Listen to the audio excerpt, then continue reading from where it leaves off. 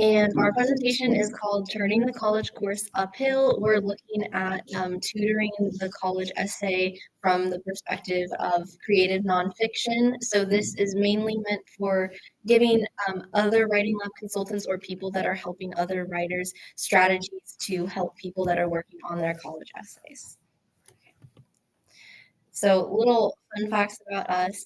We're all seniors, and we just wanted to give you a little bit of facts about our personalities. So I really love to read fantasy books. I really like watching sports. I really like salt and vinegar chips, and I will be attending Rice in the fall. Yes. Good. Oh, hi, I'm Tiffany. I'm also a senior writing consultant. I really like barbecue chips, ice cubes, water. I love history. It's my favorite subject, but I am pursuing a major in nursing. So, yes. Hi, I'm Shreya. I'm a senior, and this is my first year being a peer writing consultant at Lamar. And I love reading fiction, and I also love eating jalapeno chips. And I'm pursuing public health at the University of Texas at Austin on a pre-med track. So that's a little bit about us.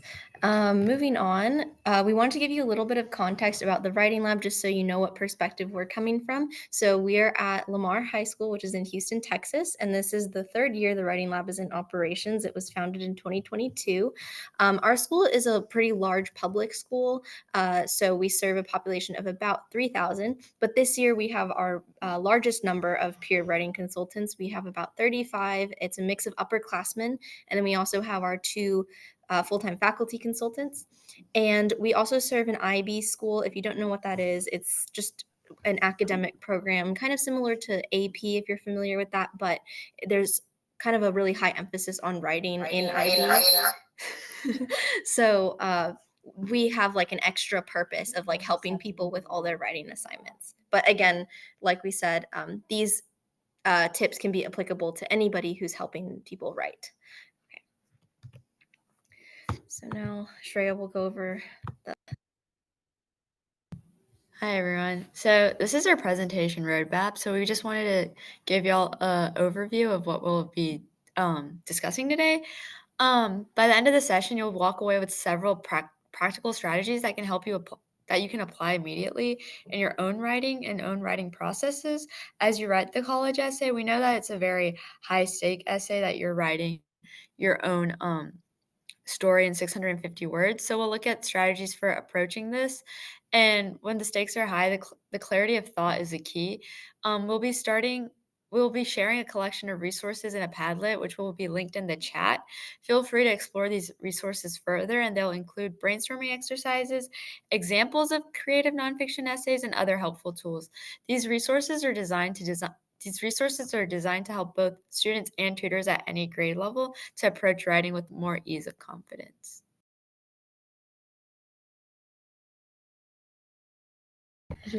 I'll drop it.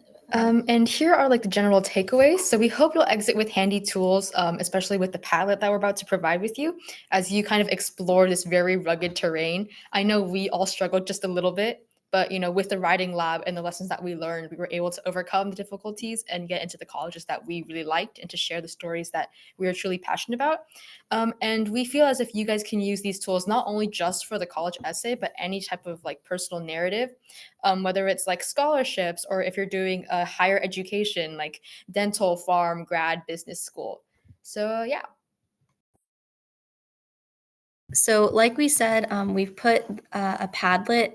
I don't know if you guys can click on the link straight from the slideshow. So you can either scan that QR code, or I'm going to go ahead and copy the link. Or actually, Shreya, can you copy it and put it into the chat? So this will have all of the resources that we'll be referencing throughout the presentation so that you guys can go and like follow along. There's also a shared Google Drive folder, but that is linked in the Padlet. So we wanted to put things in multiple places to make sure it was as easily accessible as possible. It's broken down into the 3 sections that we mentioned: brainstorming, drafting, and revising. So hopefully it will be easy for you to follow along, and we'll let you know when we're using things from the Padlet. Okay. So the first thing that we wanted to do was a little icebreaker activity that is kind of related to the college essay. We're going to take 3 minutes, and if you could please write one sentence that describes your entire life. We know that this is a hard exercise, but it kind of introduces you to the challenge that people are facing when they're writing this essay. If you want to put it in the chat, you can do that, or we'll kind of reconvene and ask at the end of the 3 minutes. So we'll start that now.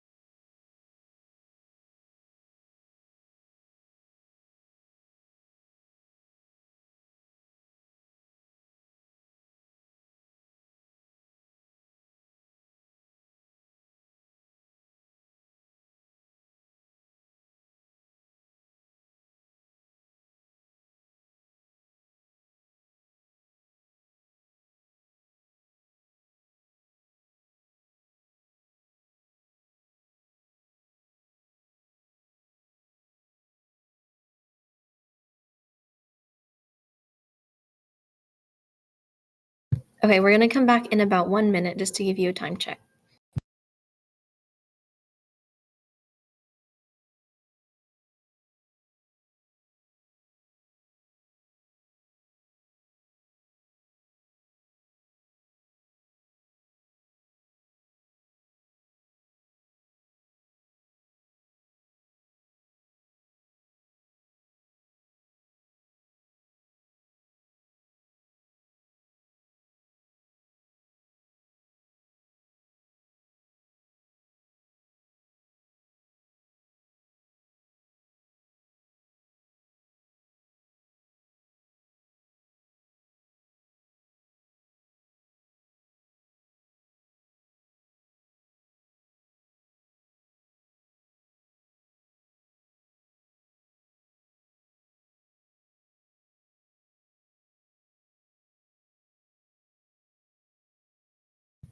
All right, so I hope you guys have made your sentences. If you don't want to share it, that's fine. I'll share mine. I said, it's just Bear and I against the world, as this kind of relates to my college essay, which is about how my stuffed animal bear has been an anchor throughout my life, teaching me the quiet gestures of love, and also Whitney Houston. And it's all about how this little creature has walked me through every single stage of my life, and how this little creature will always be with me in every other stage of my life, and how she kind of taught me about my love for nursing. So yeah. Okay, I'll share mine as well. So the starting sentence was describe the color purple to a blind person. And this sentence was very impactful for my whole college essay because I discussed the color purple as my identity and not really knowing who I truly was in a color sense. And yeah. Okay, so those were just a couple examples of how kind of it's difficult to wrap up your entire life story in one sentence. So we wanted to know if anybody would like to share. You can put it in the chat if you don't want to talk. And if nobody wants to, that's okay. We can move on. But we just wanted to give you guys a chance if anybody was interested. Okay, I'm going to go to the next slide, but we'll be looking at the chat. Okay, so first we wanted to give you a little bit of an intro about what the college essay is, just in case you're unfamiliar. So, especially for writing centers who have like underclassmen as tutors, like they might not have the personal experience of writing the college essay. So, the main task is that you're trying to explain your whole identity, your personality, your unique experiences in a very short word count of about 650 words. So, this is the longest piece of writing that college applications include. So it's the one big opportunity to share yourself beyond an application that is otherwise like a bunch of test scores and grades and things that are more qualitative or quantitative instead of qualitative. So it's such an important part that we wanted to do our entire presentation on it. However, we also wanted to come at it with the perspective of writing consultants that are trying to improve their writers, not just help them write one essay and then move on. We wanted to impart sort of transferable skills because it's really frustrating to put a bunch of work into an essay that you turn in once and then kind of never utilize again. So we wanted to give you strategies that you can use to help your writer it just improve their general creative nonfiction writing skills. So Shreya will introduce what creative nonfiction is.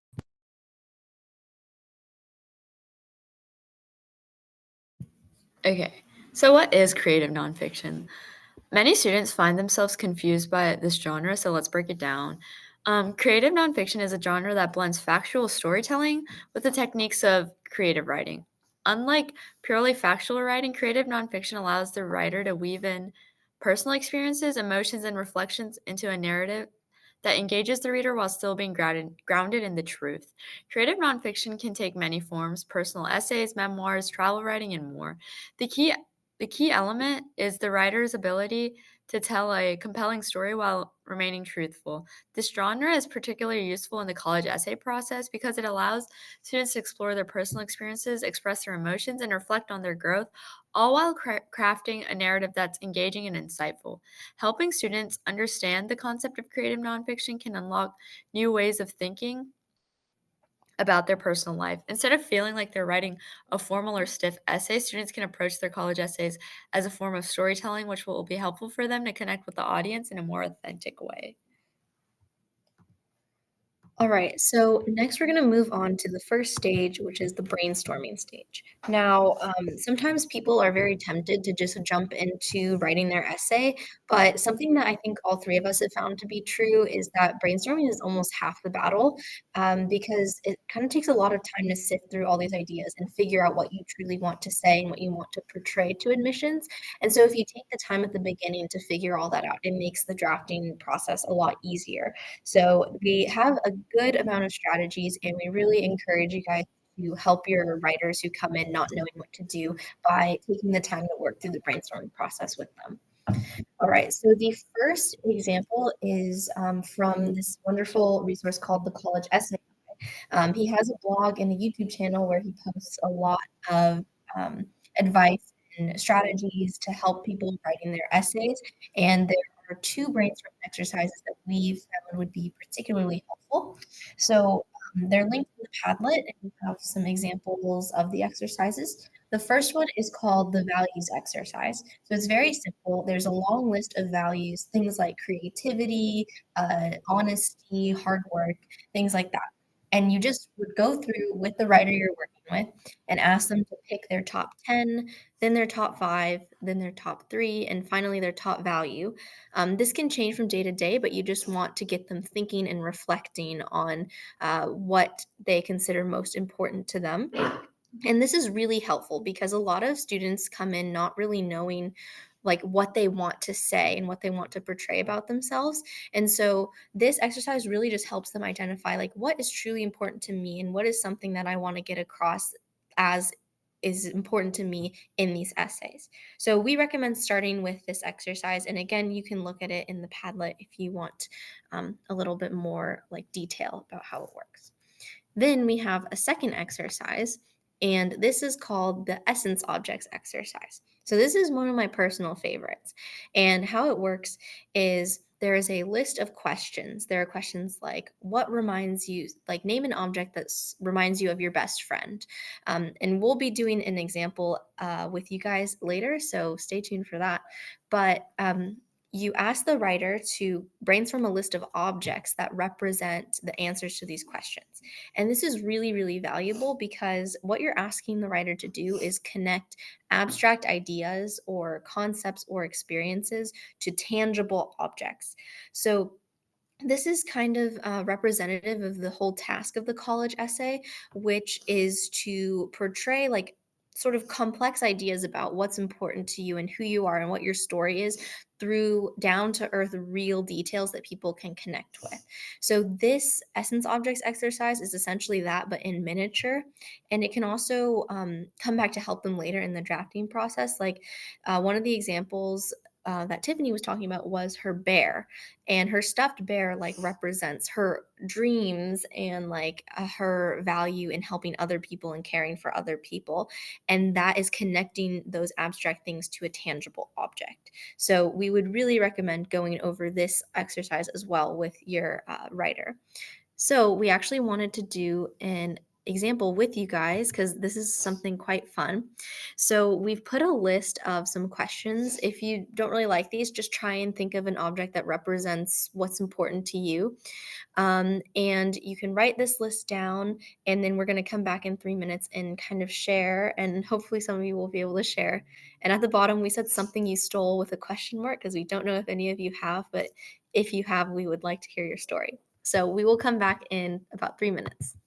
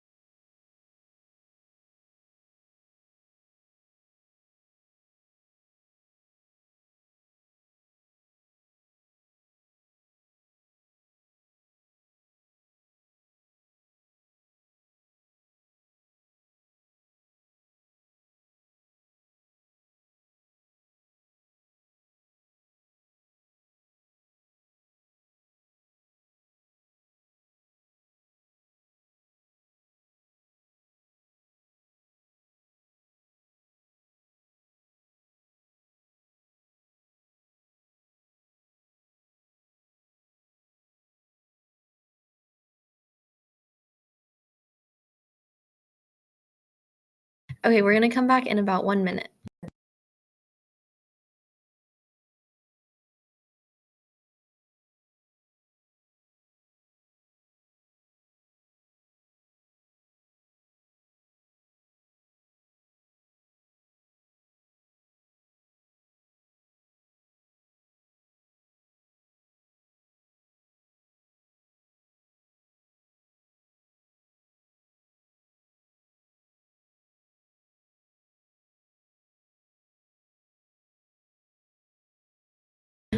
All right, so I'm seeing a lot of people put their objects in the chat, and I really appreciate you guys participating. And it's also really fun to see these things because, I don't know any of you guys, but I already feel like I have a little tidbit of information about what's important to you.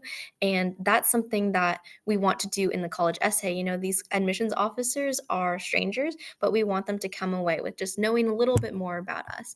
So I like the knit hat and the ring. Oh, a printer. Okay, wait, that's really cool.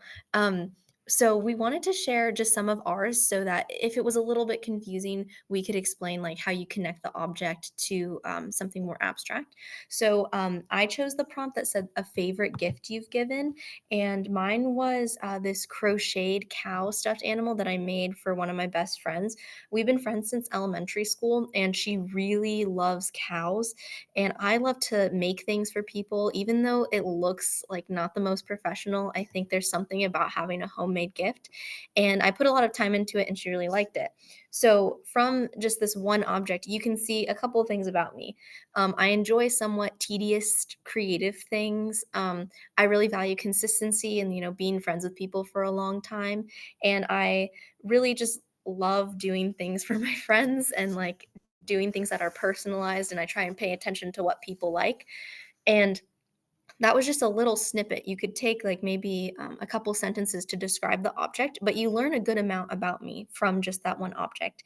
So this is also not only helpful to teaching people how to connect abstract experiences to tangible objects, but also how to do so in a pretty short amount of time.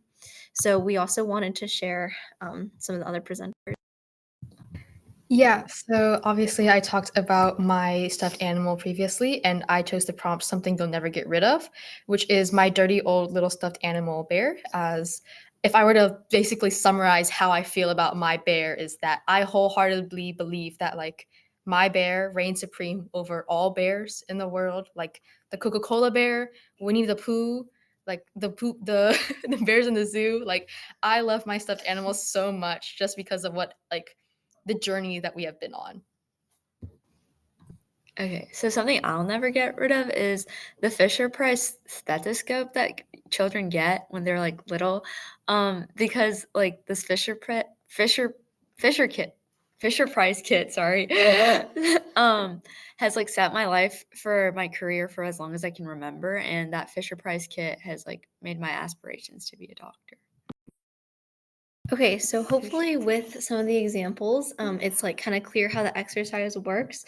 We're going to go to the next slide, and we've just included some reflection questions, and we just wanted to take a couple minutes for you guys to reflect on the exercise. If it was easy, if it was hard, maybe like if you didn't really connect with it, maybe a suggestion for improvement.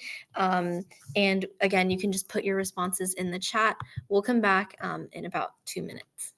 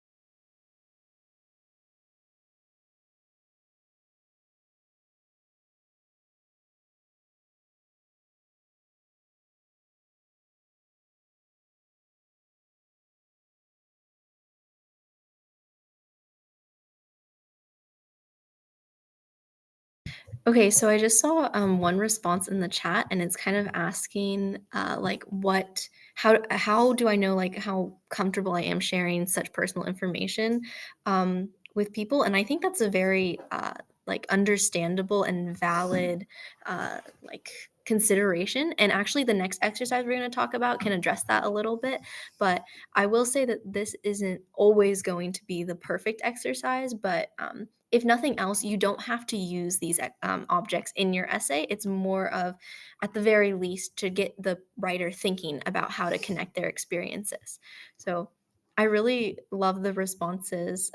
This is like something that it's nice to hear other people's perspective on it because I was kind of like, whoa, I really love this, but it's good to think about like how could this not work potentially because you want to be able to adapt to what the writer needs. So the next strategy we're going to go on, thank you again for responding, is brainstorming through conversation. So this is pretty simple and it almost seems like a little bit too obvious, but a lot of the times people will come in. I've had experience, I think we've all had experiences where people came in and said like, I haven't really had anything major happen to me. Like my life is pretty boring. I don't really know what to write about. And to that, I would say, genuinely just ask them about themselves. A lot of the times when you ask somebody like about their experiences, one of my favorite questions to ask is like, what do you do when you go home? Because, that can tell you if they say, oh, I have to go to practice or I go to this extracurricular. Well, then it can tell you that they're really motivated or driven in one particular area. Or they might start talking about, like, oh, I spend time with my family. And then you can kind of expand on that, ask about their family, like what, not like parsing what their relationship with their family is, but like, oh, are you a person who values spending time? Like, do you look after your younger siblings? Or like, even if they go home and video game, you can still find value in that because it's like, okay, they're very into like the fandoms that they're a part of and they really like putting in work even if it's to achieve a level in this video game which is maybe not conventionally like academic, but these are all things that make people themselves. So back to the thing I mentioned in the chat where one of the attendees said, like, how do I know what I'm comfortable sharing with these admissions officers?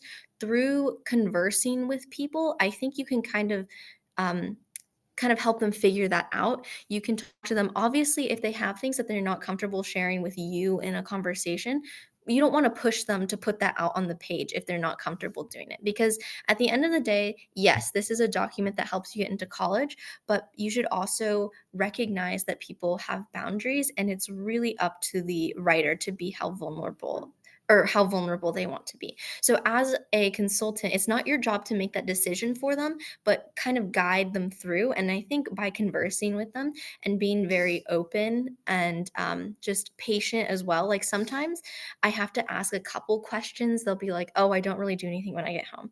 And I'm like, okay, well, when you get home, like, is your family there? Or even like, at school, is there any like one class you look forward to? Sometimes you have to be patient, but I found that this strategy really pays off well. And I've had sessions where we come away with a pretty good idea of where to start. So, again, very simple, but please do not discount the importance and value of just conversing with the writer.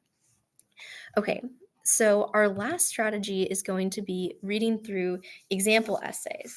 So, kind of a given, reading through example college essays is very helpful because it can help introduce students to the conventions of the college essay form.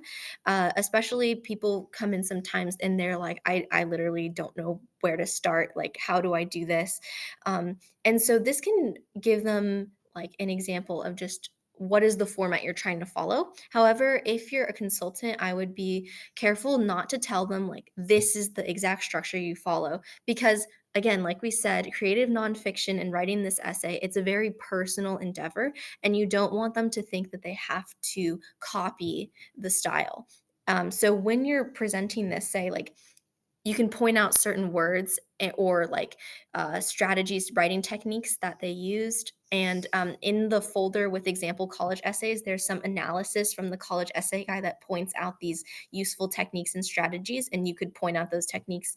But you want to emphasize that this is to give you sort of inspiration to help you know like what general form, what the general goal is of the college essay. But as consultants, we really want to emphasize the importance is helping the writer figure out their own unique story and how they want to tell it, not to get them to copy other stories. Um, and then, with the same vein of reading example essays, we also wanted to suggest reading creative nonfiction essays.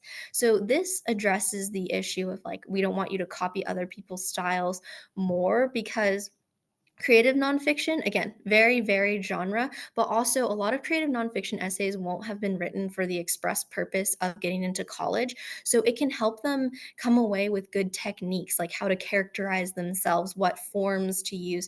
but it lessens the fear of like, oh, I don't want them to think that they have to copy this.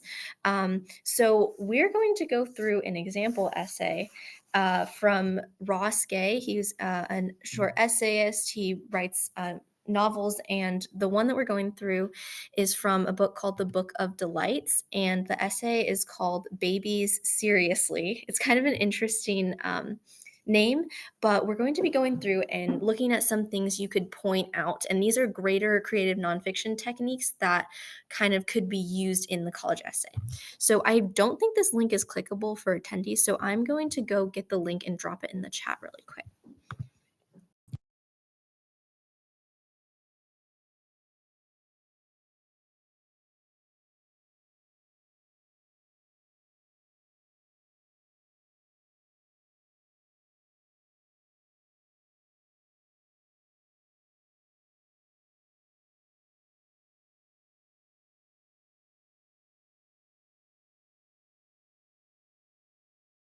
Okay, so we've just dropped it in the chat, so let us know if you guys can access it, and then we'll start.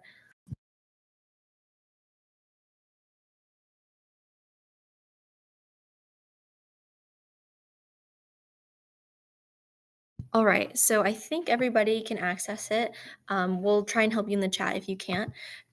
So this essay is pretty short. The purpose of this book was Broske set out to write a short essay just reflecting on something in his life that brought him delight or joy for 1 year. So this one was taken from when he was on an airplane, and there was a toddler that came onto the airplane, and he's reflecting on people who everybody kind of turns into like a just a really sweet, like everybody's voice goes up like 4 octaves when they're with a child, and he was kind of reflecting on this phenomenon. So I'm going to go ahead and read the last sentence in the essay because I don't want to sit here and read the whole thing and make you guys sit through that, but it's quite a long last sentence that kind of encapsulates the style of the essay. So it starts on the second page, but it's at the very top with the word anyhow. It's a very long last sentence. Okay. So, anyhow, the man was so enchanted with this petite creature with wisps of hair feathering north and big eyes that he couldn't resist first poking the child's tummy before scooping the squirt onto his knee, where she stood, bouncing and grinning, looking back to her mom, who looked a touch nervous, before being set free and retreating back down the aisle and returning again, upon which the choir of babbling would commence, everyone reaching toward the munchkin. Picture the halftime show at a basketball game when the mascot bazookas t-shirts into the crowd, scooping her up and again until I was so flabbergasted by the endurance of love and delight incited by this child, to whom I presume none of these people was related, a love and delight that seemed analogous to the one that makes some people struggle not to eat the faces of babies, that I found myself, despite the very engrossing book I was reading about something horrible, laughing out loud and babbling with them, and convinced again of something deeply good in us.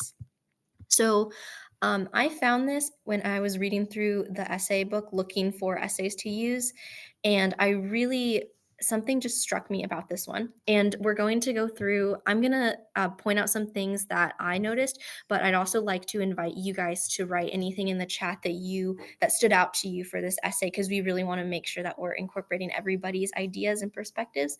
So one of the big takeaway from this is that Roske describes a very mundane experience that a lot of people can relate to, even if you personally don't have this reaction with kids. Like, we've all seen it around us. And he takes this very mundane moment and describes it in great detail so we can understand how he sees it and his perspective. And then he connects it back to a more abstract reflection about the world.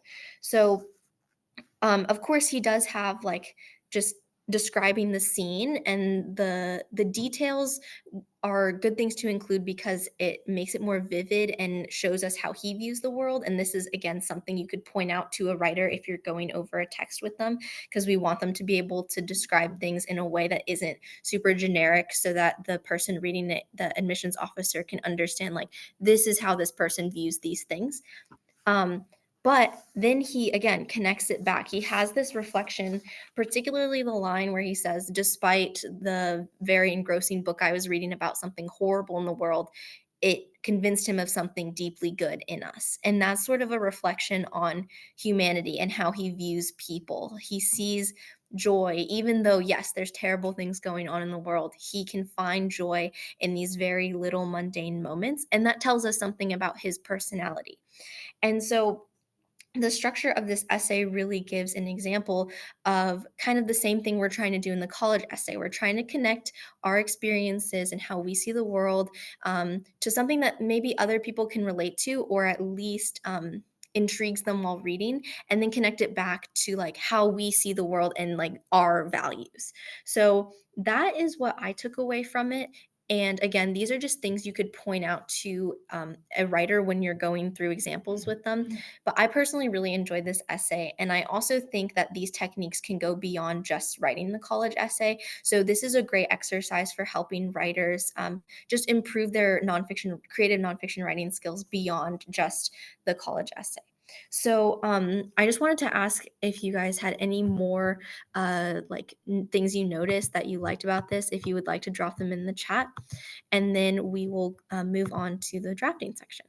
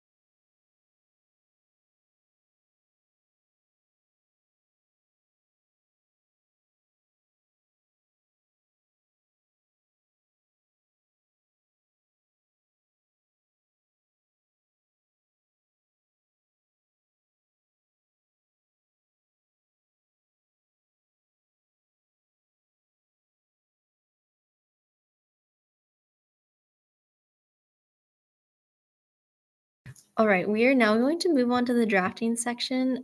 Thank you so much for giving us some really good insight to this. And these are all, again, things that you could point out. It doesn't have to just be what I think. It can be like you can point out things that you find that you think work well in the essay.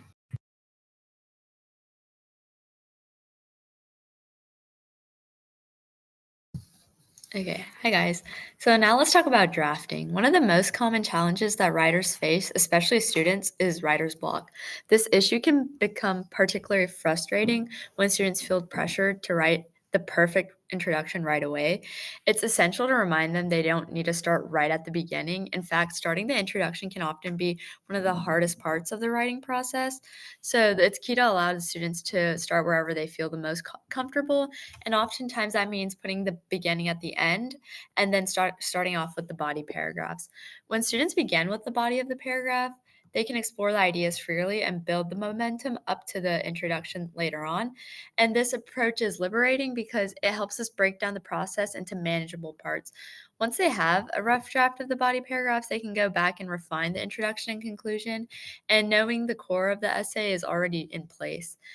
In the book of the Art of the Personal Essay, the author Philip Lopate suggests that the effective technique for overcoming writer's block is turning I into a character of the story.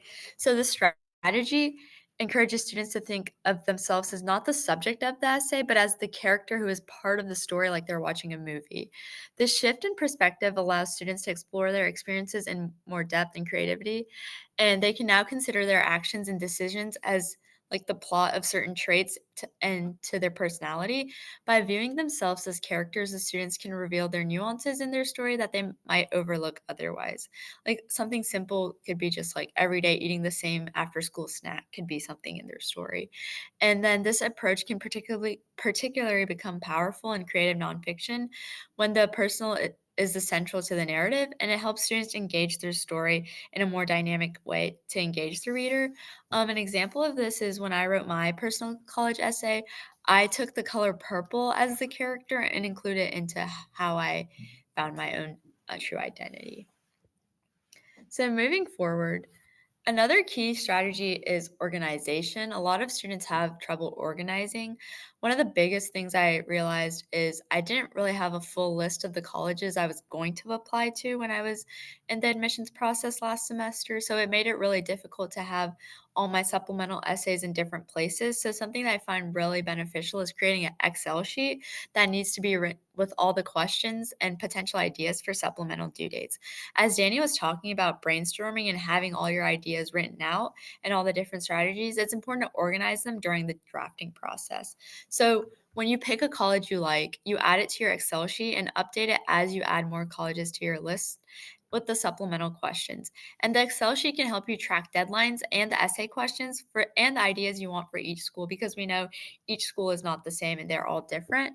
And by starting earlier with the Excel sheet, students can have a clear path to what they want in their essay without the essay feeling rushed and not trying to fit the cookie cutter of what admissions officers want to hear, rather than explaining like who they are and trying to let their personality shine. Excel sheets should be made at the start of the summer or the end of your junior year, just to keep one idea in place. And then, because senior year can become really stressful, and as soon as Common App opens August 1st, it becomes difficult to have all your essays and all your ideas all over the place, because you're trying to balance school and your college essay. So next, the strategy is for consultants or tutors is asking neutral questions. One of the most powerful tools is this, because the questions don't direct students into a specific answer, but instead encourages them to think more deeply about something that they're unsure of in their essay. When the student is stuck in the unsure about the direction, ask them neutral questions can help them clarify their thoughts and move forward with confidence. For example, instead of asking, why do you think this is more important part of your essay? This is really pressurizing for the student to defend the specific point. You can ask, what's the main point of this paragraph? Or what's the goal of your essay? These questions encourage students to approach this essay with more ease, and it can be helpful when students feel like they're spinning their wheels and don't know where to go next. By asking these neutral questions, you're empowering the students to take their own ownership in their writing. It gives them a space to make decisions about their essay and reflect on their choices without feeling judged or pushed into a specific direction, because we know the college essay is very personal and some don't share it with anyone because of how like personal it is to their own story. And this can allow more of a collaborative and supportive writing session where students feel like they're the partner in the process. So these neutral questions, in a way, push the writer when they're feeling blank in the drafting process, which connects to the brainstorming process of when they have all these ideas and don't know where to start, they have these neutral questions to get the intro written. Okay, for some audience engagement, let's draft an example question to ask students in the given scenario. An example could be like, the student doesn't have anything interesting to write about. Include the neutral questions you would ask, like, how would you like to engage with your audience and what is your goal? So, what do you want the admissions officer to know that cannot be seen in your application? So, it's like letting your personality shine. And like another question could be, what are you proud of? We'll come back in 3 minutes.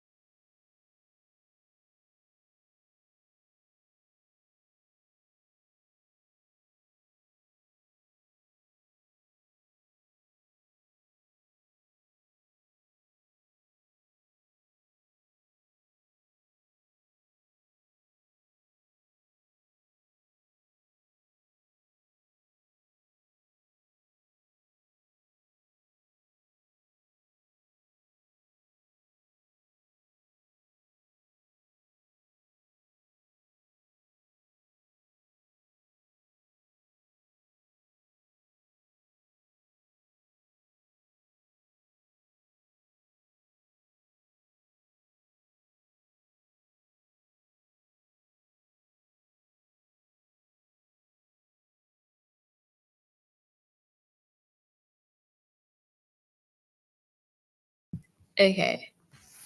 So I'm gonna give an example. So an example could be a student can come in and be like, I want the admission officer to know I'm a hard worker.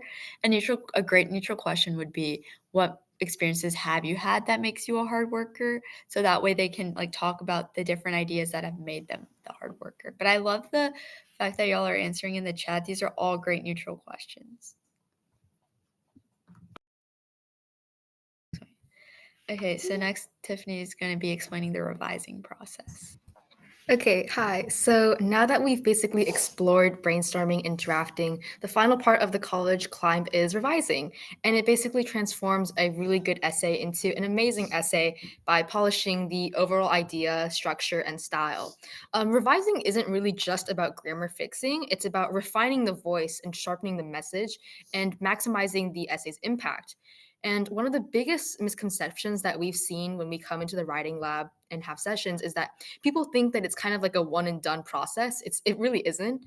It's like a layered journey where we revisit our ideas and push them further and discover our most authentic voice along the way. And it's where we pull like draft number 3 and then go through it and make it into our glorious submission for the Common App. So in this section, we'll walk through 5 key strategies to help revise effectively: audio feedback, reverse outlining, backward revising, maximizing word economy. And these strategies start as a broad feedback to small scale sentence changes. So first slide, please. So our first is audio feedback. If you notice, you'll note that I mentioned that it's kind of asynchronous. And when I mean that as like, it's one of the more long-term strategies that we have that you can do from a distance. Of course, we would love to be with our consultees every single time, but we can't always be with the writer at every step of the way because first of all, that's impossible. And two, the purpose of coming into the writing lab is about gaining insights and tips that will eventually arm the consultee to become a better writer long term.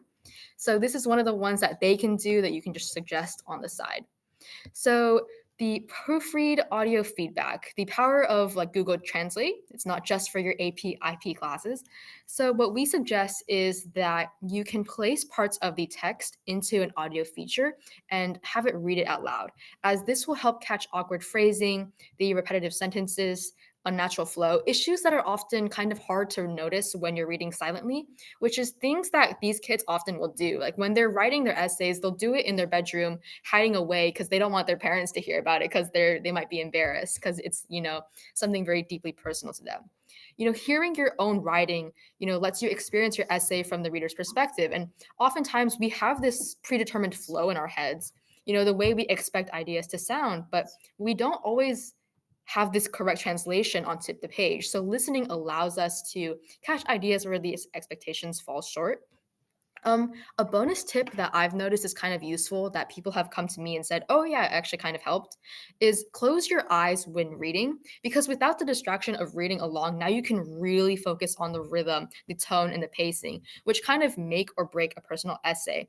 And this technique kind of mirrors a key strategy that we use at the Lamar Writing Lab, where we will have our consultees come in and we ask them, hey, do you want me to read this out loud to you, or do you want to read this out yourself? And usually as soon as they start reading, we can catch like grammar mistakes, idea breaks, everything. So by suggesting this strategy of doing audio feedback on their own time, we're basically empowering the writers to take ownership of their own revision process. So instead of feeling very dependent on the consultant themselves to identify the weak spots in the middle of a session, they now have this habit of actively listening to their own voice, which means that we're not just offering them a one-time fix session. We're now reinforcing this, long-term revision skill. Next slide, please.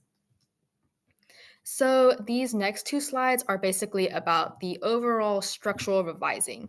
So reverse outlining is kind of a unique strategy. I didn't really know this strategy until I came into the writing lab and I had to read a book about it.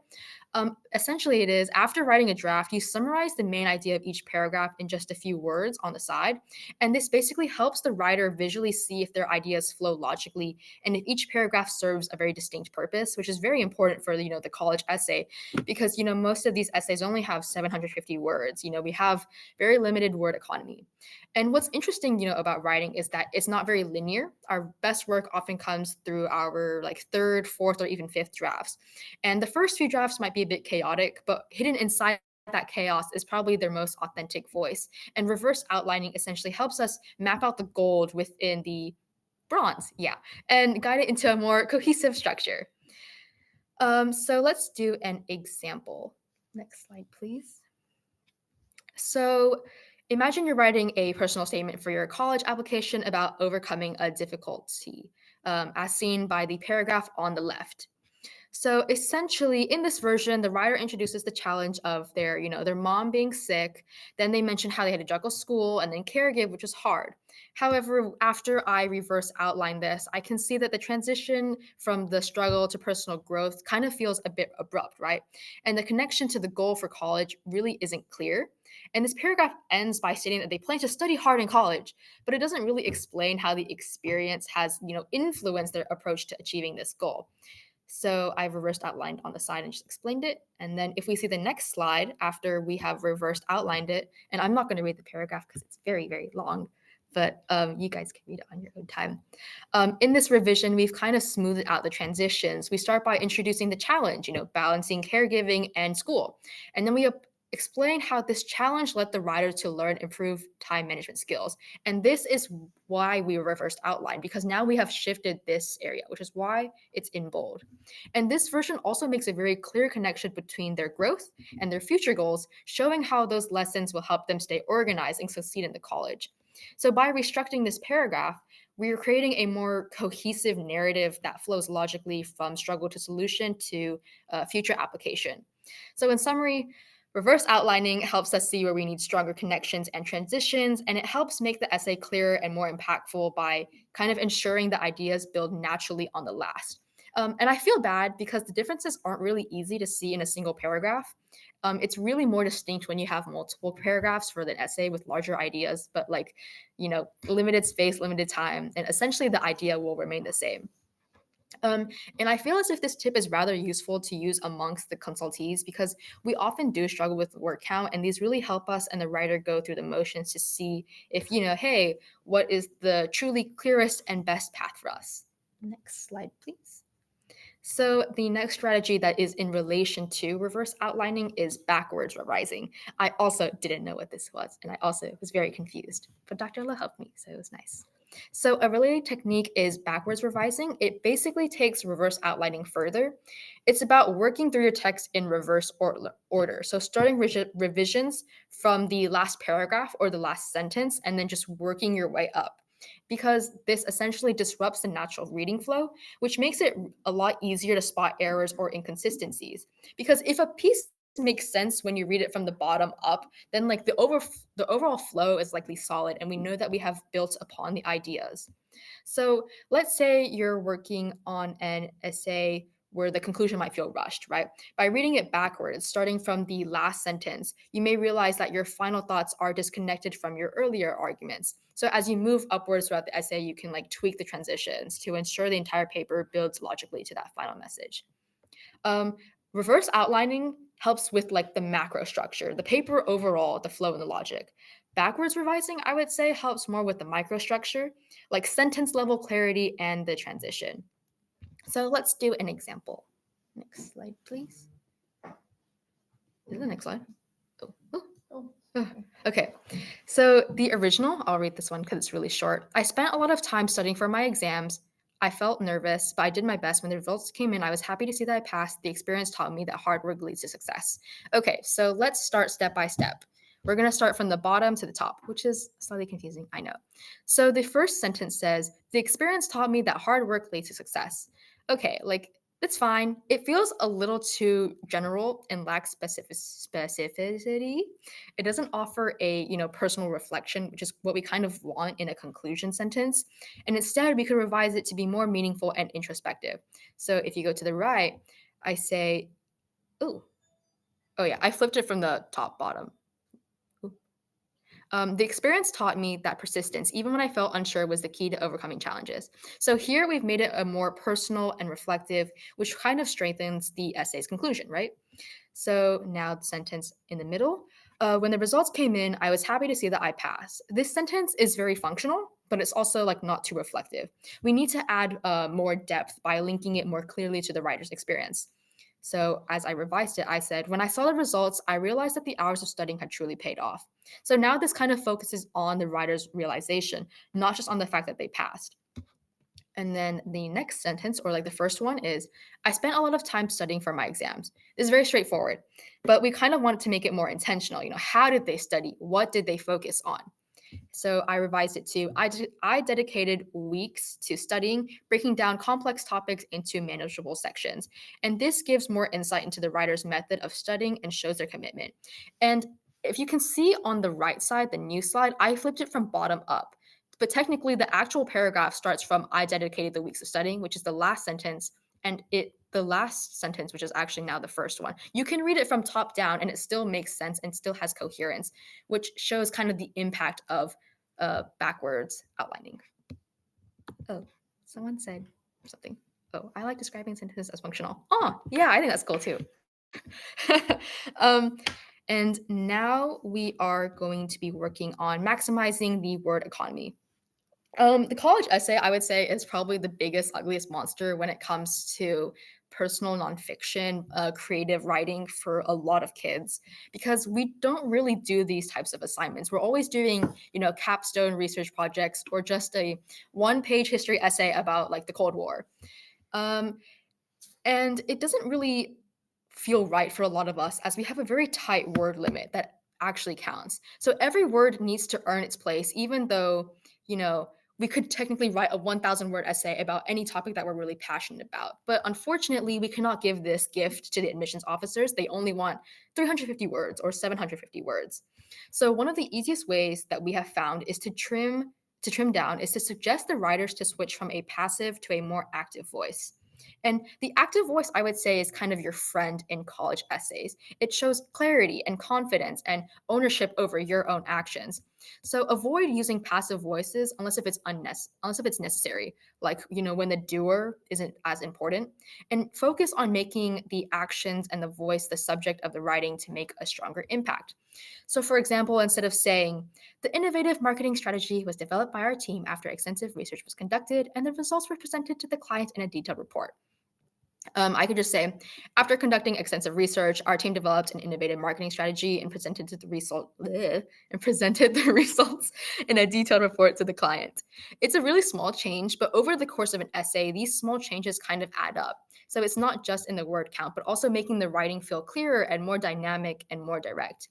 I would say word economy isn't just about cutting, it's about creating space for the voice that will make the writer unique. So we can build up on all of these spaces that we have removed and then make it more unique to create more vivid and pulling stories. Another small tip that was given by another writing lab consultant, which also ties into the strategy, is to go in and ask why. Is each sentence really necessary? Is it adding value? Is the transition too long? Ask why for each sentence if it really comes down to it. Like you really need to cut words and just go through and see, do they really add meaning or is it just my personal bias? For my essay, it was 2,000 words long and I had these great metaphors and transitions and analogies, but I unfortunately had to cut out a lot of them. And I was really sad about it because, I mentioned Whitney Houston and Coca-Cola and, like swaddling like a baby and these great metaphors, but I had to cut almost all of them out, except for the Whitney Houston one. I cut that one. I was very proud of that. So yeah. Next slide, please. So in relation to word economy, we have like this personality zoom in, zoom out strategy. So as we mentioned before, maximizing the word economy kind of gives writers the space to let their voices shine, right? So in the case of college admissions, officers really want to know who you are, not just what you've done. So this is where the zoom in, zoom out personality strategy kind of comes into play. I feel like most students get stuck in this summary mode, like writing things like, moving taught me how to adapt. Okay, that's cool. But instead, try zooming in on a small, vivid image or moments and then pairing it with this really nice reflection. Like, I learned to adapt the first time I walked into Miss Wu's math class, clutching my pencil and praying someone would invite me to sit at their table. This pairs a very small detail that is kind of unique, Miss Wu's math class and clutching their pencil, but also with a larger reflection. So this writing becomes both personal but also universal, because I'm sure we've all had that experience where it's like your first day of school and you really don't know anybody and you're just sitting there like, hey, please sit next to me. I'm really scared. Another example I would say is like if you're writing about cooking with your mom. I remember Danny, she was telling me about kimchi for an essay she wanted to write about. And instead of having like a basic sentence, she didn't write this, but I'm just using, the general example. Instead of saying like, cooking taught me the value of family, we could use something along the lines of, the scent of kimchi clung to my fingertips as I sealed the last jar. Cooking with my mom isn't just about recipes, it's about how we share stories without words. So, this strategy turns a very generic reflection about cooking into something that's very intimate, very sensory, and very emotionally resonant. So, this revised version gives us more context and paints a more vivid picture and shows not just what you learned, but how you learned it and kind of the overall vibes of the situation. You feel as if you're placed there. And the key is to make sure that your sentences reflect a unique perspective and are not interchangeable without anyone else's experiences. And while sentences like the original, like the cooking one, are appreciated because sometimes we don't really need to go through an adventure with each sentence, the main focus of the college essay is about letting your personal voice shine and your narrative and the adventure shine through. So we could certainly pick out a few key sentences to really pack the punch. And now we have the audience engagement. So look at this paragraph and please try and use the strategies that we have talked about, like backwards revising, maximizing the word economy, vivid language. And then based on these tips, how would you revise this paragraph to make it more clear? We will give you 5 minutes. 3. We'll go with 3. See you guys soon.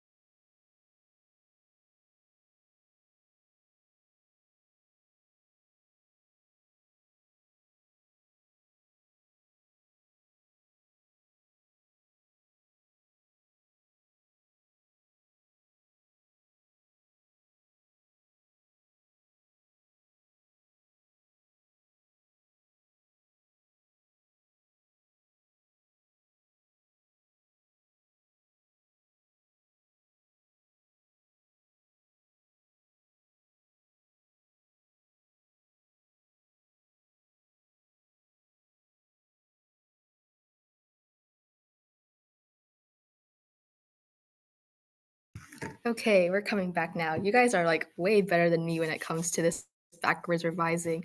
Cause when I did this, I just like slightly moved around stuff. I get you, Bill. I also want to know what the research is about, even though I wrote this sentence. We'll say the research is about coffee beans. Yeah. Okay, so time to break it down. Next slide, please. So this is how I basically backwards revised it. I did a very general light, situation.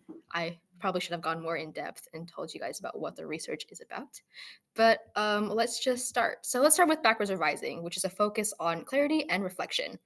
So the last sentence is, I hope they would see the value of my work even if I was nervous about presenting it. This is really passive, so let's make it more introspective. So I changed it to, though I was nervous, I wanted the panel to see not just the results, but the effort behind my work.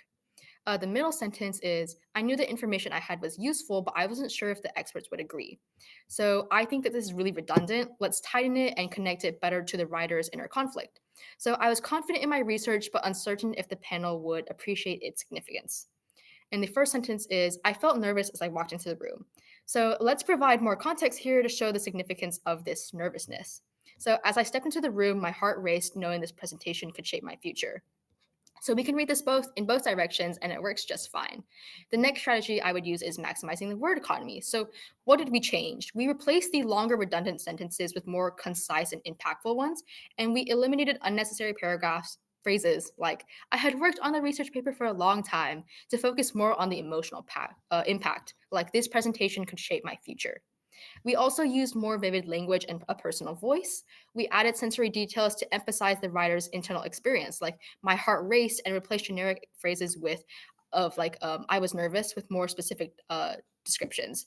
And this creates a stronger connection to the reader and better reflects the writer's unique perspectives. I was really interested by what you guys were saying because these are really in depth. Like I really like how the chat keeps on moving. um, how Jen said working backwards, I would ask myself to consider what it is that led to such nervousness. So now we're really honing on, the key emotional factor and a history of writer's block, imposter syndrome, self-doubt. This is really good because, now we're having a really specific, zoom in, zoom out type of situation. I also really love this chat. Okay, guys, I can't scroll on this chat. It keeps on like moving up and down. I'm sorry. But I think you guys were fantastic, like way better than ours. A plus, guys. Now it's the timeline.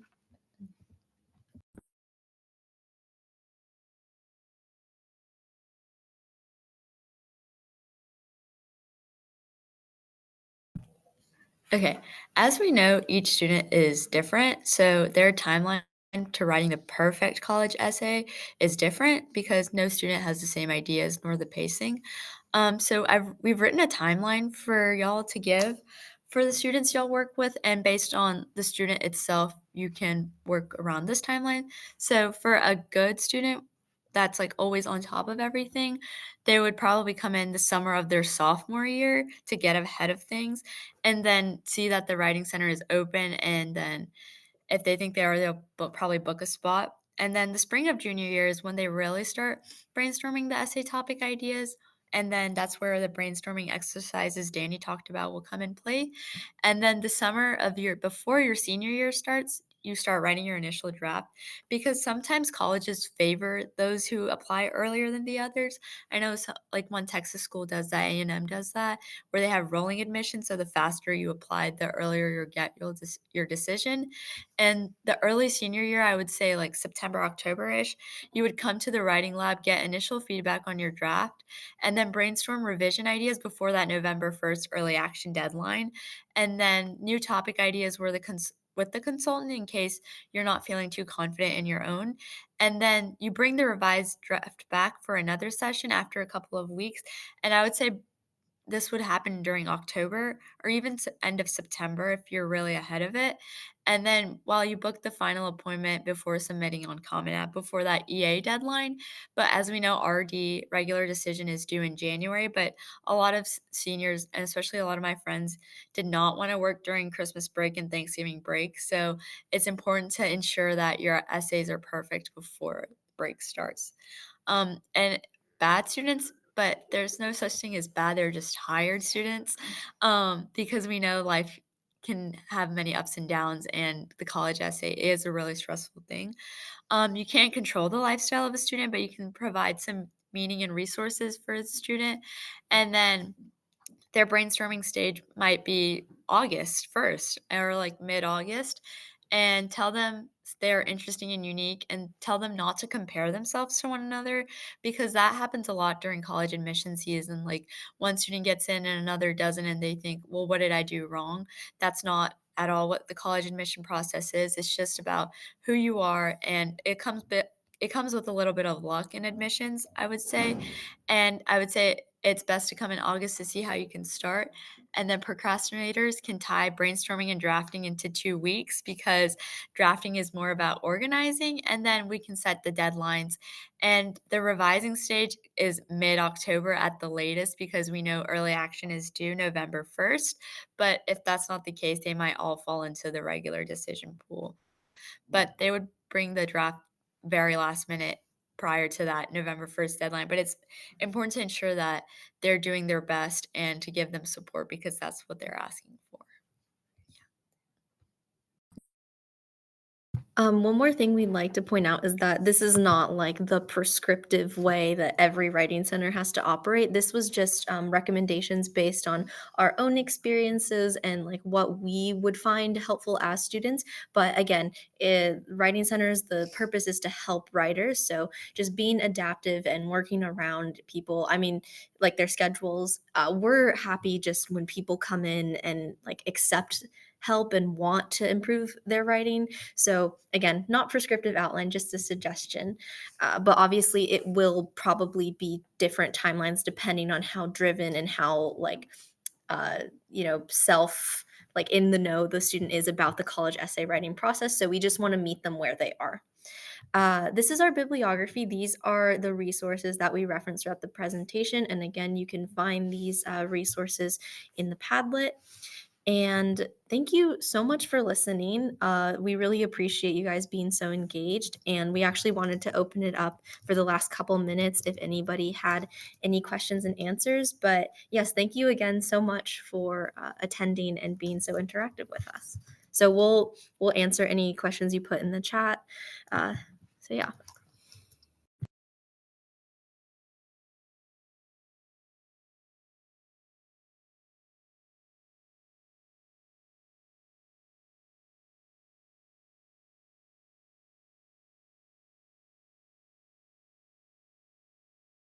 Okay, so I see one of the questions that says, have you had experiences working with a student on a really heavy topic? The first time you sat down with them, do you find it easier as a peer tutor? Do you feel like you already know everyone? So I actually had an experience, and I'll also ask Tiffanie and Shreya if they have any, where there was this one student and I didn't know him. And he was kind of one of the ones where I used conversation to kind of get an idea. Because again, he was like, I don't really have anything interesting to write about. And I asked him, like, what do you do when you get home? And he started talking about how he like takes care of his siblings and he helps his mom clean the house a lot, and kind of talking about that. He had a pretty difficult situation growing up. There was lots of there were some like absent family members, and he had gotten into like some people that he probably shouldn't have been hanging out with. And he was talking about that, and I was really surprised that he was willing to be that vulnerable with me, but I also really appreciated it, because through that we kind of got to the point where we realized that he really values family. And like he said that sometimes he argued with his mom a lot, but he understood that she was trying to like look out because he has a ton of siblings, right? And he was like, so sometimes even if I don't agree with what she's doing, I understand and respect it because she's doing her best for us. And through that, we were kind of like, okay, you can, for the essay, like, let's maybe talk about your relationship with your family and the responsibility that you've taken on and your love for your siblings. And that was just a really great session. And that was definitely something pretty heavy. And I think that being a fellow student, he was a bit more vulnerable with me than he would have been maybe with a teacher, just because it's kind of more comfortable to open up to somebody your age. But I was also just trying to be like as open as possible and trying to understand his perspective, because I haven't had any experiences like that.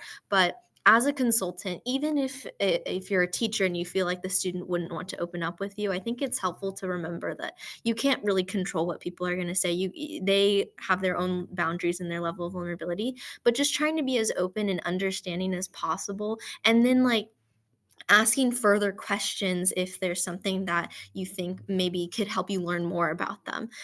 So that's my experience with that. But it was genuinely, I felt really happy because I never interacted with this person before, and I still like I don't really see him very much anymore. But that moment, I felt very connected just because I was very honored that he was willing to share that with me. So I don't know if you guys have any other examples, or there's probably other questions. I'm not sure.